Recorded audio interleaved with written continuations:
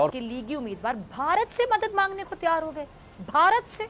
अब भारत ये कहता है कि आजाद कश्मीर भी मकबूजा कश्मीर की तरह कि जी वो भारत का अटूट अंग है और भारत का हिस्सा है। इसके साथ साथ वो कहते हैं जी गिलगित बल्तिस्तान भी ये भी भारत का है।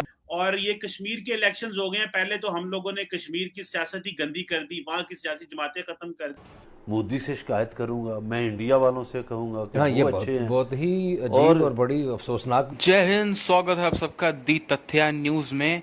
पाकिस्तानियों का फिर से जो है वो पारा जो है थर्मामीटर टूट के निकल गया है, इतना ज्यादा उनको बुखार चढ़ा है इस वजह से क्योंकि उन्होंने करी है जबरदस्त धांधली इतने सालों में। पाकिस्तान के चुनाव में, खासकर पीओके के चुनाव में अगर हम बात करें तो पीओके के चुनाव में जबरदस्त धांधली करी है, वहाँ के लोगों को दबाया कुचला, उनकी आवाजें दबाई। अब जो है वहाँ के लोग साफ खुला तौर पर बोल रहे हैं, वहाँ के रिप्रेजेंटेटिव जो चुने हुए लोग हैं वो तक खोल के बोलने लगे कि हमको इंडिया के साथ शामिल होना, हमको भारत की मदद चाहिए, भारत बेहतर है पाकिस्तान से। तो इनकी जो तिलमिलाहट है वो साफ दिख रही है। और हमारे जो एनएसए हैं अजीत डोभाल साहब, वो उन्होंने खुला कहा हुआ है कि कश्मीर जो है उसको हम पूरा करेंगे, यानी कि पीओके अपने से जोड़ेंगे और बलूचिस्तान अलग करेंगे, अगर दम हो तो रोक पाओ। ये ऑफिशियल कह रखा है, उस पहले बहुत ही पहले कह रखा है। इस सब की वजह से जो है आए दिन इनका रोना गाना लगा रहता है। तो आइए पहले इसको हम सुने। अच्छा, शेख रशीद साहब ने मुस्लिम लीग नून को आड़े हाथों लिया। अब आ जाते हैं उन पर कि वो क्या कहते हैं। वो कहते हैं कि जी उनके पास खबरें पहुंची हैं कि नून लीग के कायद रॉ के अफसरों से मिलते हैं और ये कश्मीर की आवाम को क्या पैगाम दे रहे हैं। अब बात तो सच है मगर बात है रुसवाई की, क्योंकि नून लीग शिकस्त के खौफ से कह लें कि बुखलाहट का शिकार हो गई है कि लीगी उम्मीदवार भारत से मदद मांगने को तैयार हो गए। भारत से। अपने लीगी उम्मीदवार इस्माइल गुज्जर ने गुज़िश्ता रोज़ इंतखाबात के लिए पोलिंग के दौरान मीडिया से गुफ्तगू में पुलिस पर नून लीग का जो पोलिंग कैंप है वो उखाड़ने का इल्ज़ाम लगाया था और क्या कहा था कि अगर पुरअमन पोलिंग ना चलने दी गई तो वो भारत को पुकारेंगे। ज़रा गौर करें, भारत को पुकारेंगे। इलेक्शन डे पर ऐसी बात करना समझ आता है आपको? समझ से बालातर है ना। फिर अली अमीन गंडापुर गद्दार और डाकू कहें तो बुरा लग जाता है। अब ये मुल्क दुश्मनी नहीं है तो और क्या है, ज़रा मुझे बताइए। अब खबरें क्या है कि मुस्लिम लीग नून ने इस्माइल गुज्जर के बयान से इजहार लाताल्लुकी का इजहार किया। अब ये कुछ दिन पहले मुस्लिम लीग नून के कायद अफगानिस्तान के जो नेशनल सिक्योरिटी एडवाइज़र हैं उनसे मिले थे, जिसका दिल पाकिस्तान से के बुग्ज में भरा पड़ा है। इसीलिए फवाद चौधरी साहब फरमा रहे हैं ना कि एहसन इकबाल ने भारत से मदद मांगने के बयान पर एक सियासी यतीम को नोटिस दिया, जो अच्छी बात है। क्या ही अच्छा हो मुस्लिम लीग नून की जो मजलिस आमला नवाज शरीफ साहब को उस तरह के शख्स से जो कि पाकिस्तान दुश्मन है, भारत का पसंदीदा शख्स है, उससे मुलाकात पर भी नोटिस जारी करने की हिम्मत करें ना, करके दिखाएं हिम्मत और उनसे पूछें। लेकिन वहां तो इनके पर चलते हैं। नून लीग के कायद से कौन हिसाब मांग सकता है? अब ये मुल्क दुश्मन सरगर्मियां नहीं है तो और क्या है, जरा को समझा दे। और बात बड़ी खतरनाक की गुजरांवाला में जो नून लीग के उम्मीदवार हैं इस्माइल गुज्जर, हालांकि वो जीत रहे हैं लेकिन उनको इस हद तक नहीं जाना चाहिए था।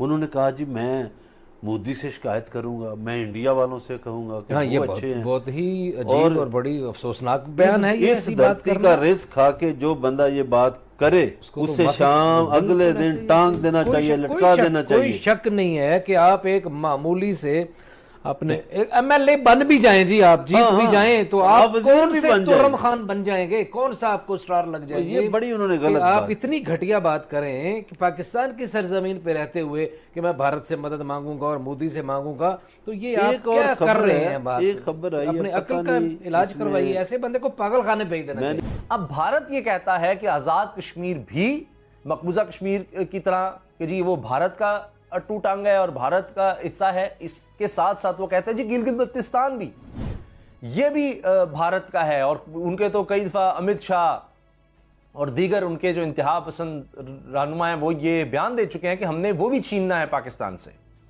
तो ये आप अंदाजा लगाइए कि ये भारत की सोच है। और वो ऐलान कहता है, उसने बाकायदा अलग से फंड कायम रखा है सीपैक के खिलाफ और इसके खिलाफ बात करना कि इन्वेस्टमेंट ना है, ये सब चीजें वो भी आपको बताई हैं। तो जब भारत कहता है कि जी ये तो जो सीपैक है, चाइना पाकिस्तान इकोनॉमिक कॉरिडोर, ये तो भारत के इलाके से गुजर रहा है, ये उसका कहना है। इसीलिए आप देखिए कि लद्दाख में चीन और भारत की सरहद जो मकबूजा कश्मीर का इलाका है वहाँ भी। तो अब वहाँ पर वैसे तो इनकी 3000 किलोमीटर तक सरहद मिलती है चीन और भारत की, इससे भी ज़्यादा, और वहाँ पर कशीदगी तो कभी कभी रहती है, लेकिन लद्दाख में खासतौर पर इसलिए कि वहाँ पर भारत आगे से आगे चला जा रहा था कि वो शारा कराक्रम हो, ये सी पैक हो, उसके करीब तक आना चाहता था, यानी फायरिंग रेंज में आ जाए उसके सी पैक। पाकिस्तान के अंदर ये जो पूरी दुनिया के सियासतदान मैच्योर होते जा रहे हैं, हमारे यहाँ हर रोज इमेच्योरिटी बढ़ रही है। और ये कश्मीर के इलेक्शंस हो गए हैं, पहले तो हम लोगों ने कश्मीर की सियासत ही गंदी कर दी, वहां की सियासी जमातें खत्म कर दी, कि इतनी सियासी गिरावट, इतने गिर गए हमारे सियासतदान कि इस तरह की बातें हो रही हैं सर। कि मेरा पाकिस्तान में किसी सियासी पार्टी से कोई ताल्लुक नहीं है, मेरी पार्टी पाकिस्तान है। एक तो मैं ये कहूंगा, मैं बिल्कुल किसी एक चीज को प्रमोट नहीं करूंगा। आज के हालात अगर देखते हैं तो आज जिस तरीके से मैं अब कह रहा हूं आपको कि आज ये टोपी ड्रामा है, ये सियासत नहीं है, ये इलेक्शन नहीं है। इलेक्शन डिसाइड हो चुका है। जिस तरह आपने खुद फरमाया, आप मुझे ये बताएं कि एक ट्रेडिशन आजाद कश्मीर में एक कल्चर बन चुका है कि जिसकी पार्टी की मरकज में हुकूमत होती है वही आजाद कश्मीर में हुकूमत बनाता है। ये जमहूरी स्टेप है। ये किस तरीके से हो सकता है? अब पहले ही प्रेडिक्शन हो चुकी है कि पीटीआई का जो वहां पे वो आएंगे, वो 10 अजला जो है वहां पे तो 33 सीटें हैं, वो पहले ही डिसाइड हो चुकी हैं कि उन पे कौन जीतेगा। बल्कि यहां तक है कि आपका वजीर आजम भी डिसाइड हो चुका है आजाद कश्मीर का। सबसे बड़ा जुल्म ये है पाकिस्तान के साथ। तो ये इसको सियासत नहीं कहा जाता। और सबसे बड़ी बात, मैं इस पे एहतजाज करूंगा कि जिस तरीके से अमीन गंडापुर साहब को कश्मीर के इलेक्शन कमीशन ने उन पे ऊपर पाबंदी लगाई थी, हमारे रियासत मदीना के वजीर आजम उनको अपनी फ्रंट सीट पे बिठा के आज भी आजाद कश्मीर में ले जाके दायस से उनकी तकरीरें करवा रहे हैं, ओपन वायलेशन कर रहे हैं इलेक्शन कमीशन लॉज की। ये इसको आप इलेक्शन कहेंगे? ये टोपी ड्रामा है सारा। और मैं सबसे बड़ी ट्रेजेडी ये है कि पाकिस्तान में रहने वाला हर शहरी जो है, आजाद कश्मीर में बसने वाला हर शहरी, उसके हाथ में कंप्यूटर है, उसके पाम में इंफॉर्मेशन है और सबको पता है ये टोपी ड्रामा है। ट्रेजेडी ये है कि हर इंसान को पता है कि हमारे वोट नहीं जाते। दुनिया से छुपी है। ख्वाजा आसफ साहब ने रात को कॉल की, ये कोई नई बात थी? इलेक्शन हार रहे थे, वो चीखे हैं, क्या हुआ है उसके बाद? और उसके बाद आप ये देखें कि जो हमारा इन्होंने किबला बना रखा है लंदन में, जिस तरीके से लंदन से आते हैं, लंदन से चले जाते हैं। भुट्टो आज भी जिंदा है, लोगों को बता रहे हैं। मेरा मकसद ये एक सियासत नहीं है।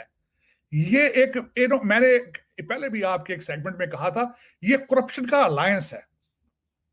ये करप्शन का अलायंस है विद ब्यूरोक्रेसी, विद एस्टेब्लिशमेंट।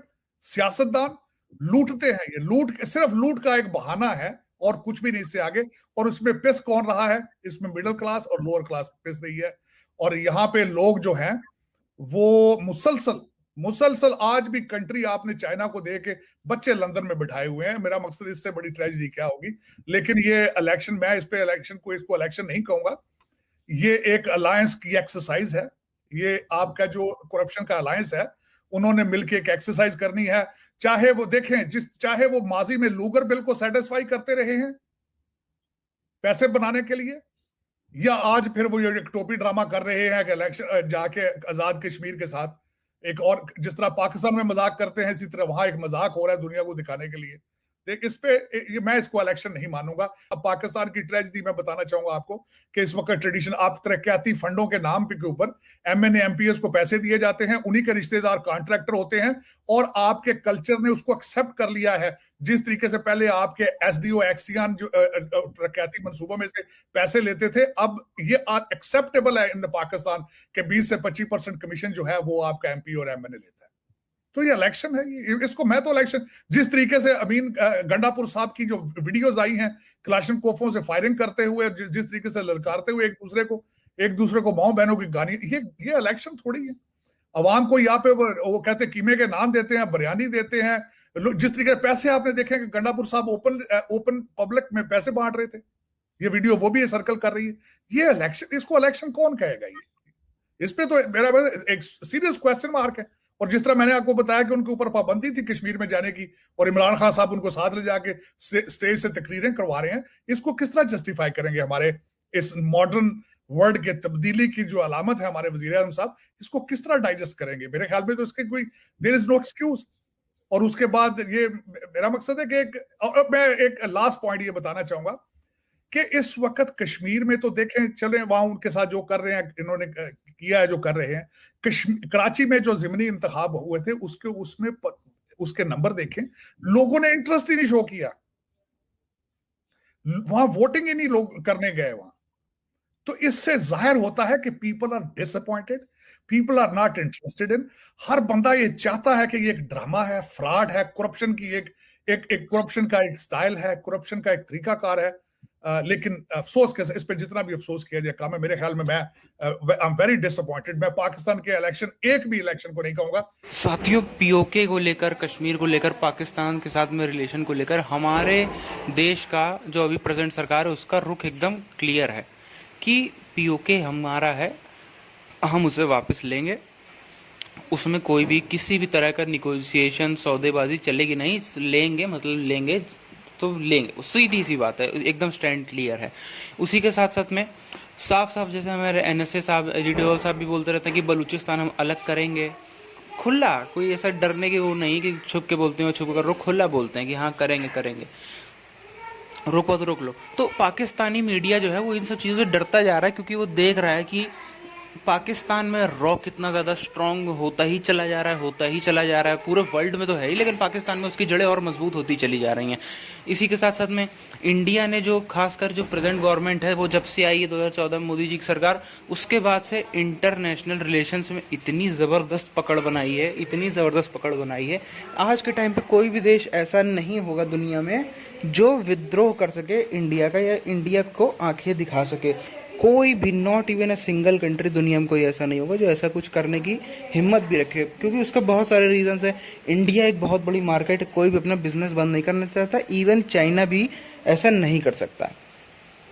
और अगर इसमें हम थोड़ा एक्सटेंड करें इन चीज़ों को तो हमें समझ में आता है, जैसे कि अगर हम देखें पीओके में जो इतने सालों तक, इतने दशकों से आवाज़ को दबा के रखा गया, ये कश्मीरियों की तो बात करते थे लेकिन पीओके कभी बात नहीं करते थे। पीओके के लोग आपने ना पाकिस्तान की क्रिकेट टीम में, ना वहाँ के टॉप आप देखो बिजनेसमैन में, ना वहाँ के न्यूज़ में, कहीं भी एक्टर में कहीं भी आपको पीओके के लोग नहीं दिखेंगे, क्योंकि उसको एक अलग काट के अलग ही हिस्सा सा रखा गया था। पाकिस्तानियों ने आवाज़ बार बार दबा के रखी, ज़्यादा दिनों तक कोई किसी की भी आवाज़ दबा करके नहीं रख सकता है। अब वो है, अब जो है उनको मौका मिल रहा है तो वो खुला बोल रहे हैं कि हम इंडिया के साथ जाना प्रेफर करेंगे। और जो कि सच्चाई भी है, कश्मीर जो पीओके का हिस्सा है वो इंडिया का ही था, इंडिया को ही ऑफिशियली मिला था, सब कुछ इंडिया ही का था। वो तो कुछ पुरानी इंडिया की सरकारों की गलती की वजह से जो भी आज हमें देखने को मिल रहा है, वरना ऐसा कुछ नहीं। लेकिन अब ज़्यादा जिस हिसाब से माहौल बन रहा है, लगता है कि ज़्यादा समय नहीं लगेगा कि पीओके में भी जो है तिरंगा झंडा लहर रहा हो। फिलहाल इस वीडियो को हम यहीं ख़त्म करते हैं। आप सब चैनल को सब्सक्राइब करके बेल आइकन दबा लीजिए।